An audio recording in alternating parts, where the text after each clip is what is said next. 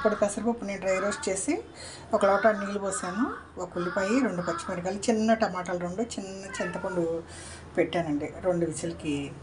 ఇక్క పప్పు అండి చక్కగా ఉప్పేసి మెదిపేసి తాలింపు వేసుకున్నాం అనుకోండి, పలచగా వేడి వేడి అన్నంలో తింటే భలే ఉంటుందండి. మాకు సమ్మర్ హాలిడేస్ ఇచ్చేసారు కదండి, పిల్లలు వచ్చేసారు.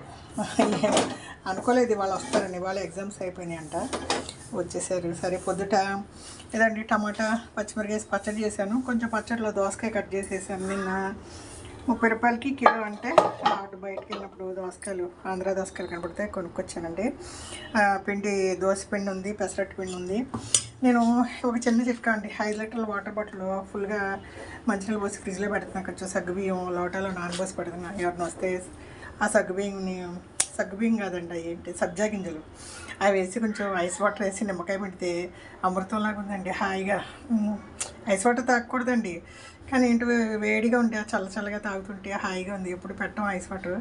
ఈ పిల్లలు వచ్చేసారు కదా, గంటకోసారి ఆఫ్ చేసేస్తున్నారు. మళ్ళీ ఫిల్ చేసి ఇప్పుడే సబ్జా గింజలు నానబోసాను, తాగేశారు. మళ్ళీ ఫిల్ చేసి పెట్టేద్దామని. 5 లీటర్లు అయితే అండి చక్కగా పనికొస్తుంది. ఒక బాటిల్ తీసినా ఇంకొక బాటిల్ ఫ్రిడ్జ్లో ఎప్పుడు ఉంటుందండి. పిల్లలు చల్లగా తాగడానికి ఇష్టపడుతున్నారు. ఇవన్నీ మా దొడ్లో శంకుపూలు జాడించి పెట్టాను. నీళ్లు మరిగేటప్పుడు వేసి మూత పెట్టేస్తే శంకుపూ టీ తాగొచ్చండి. మా వారికి పొద్దుటే తాగటాయి. దీంట్లో కొంచెం ఒక తమలపాకు ఏమైనా ఉంటాయి కూడా గిల్లేసేస్తాను, ఒక లవంగం మొగ్గ వేస్తాను.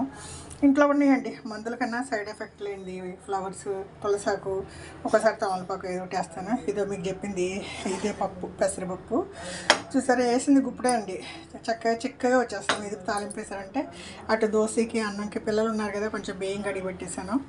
ఇదండి నైట్కి దోసకాయ పచ్చడి, టమాటా పచ్చిమిరకాయ పచ్చడి ఉంది, పెసరట్టు మినపట్టు పప్పు ఉంది, అన్నం కడిగి పెట్టాను. ఇది వెస్ట్ గోదావరి అమ్మమ్మ వంటలు అండి. వేసిన నిమిషానికి చాలా వ్యూస్ వచ్చినాయి. థ్యాంక్స్ అండి.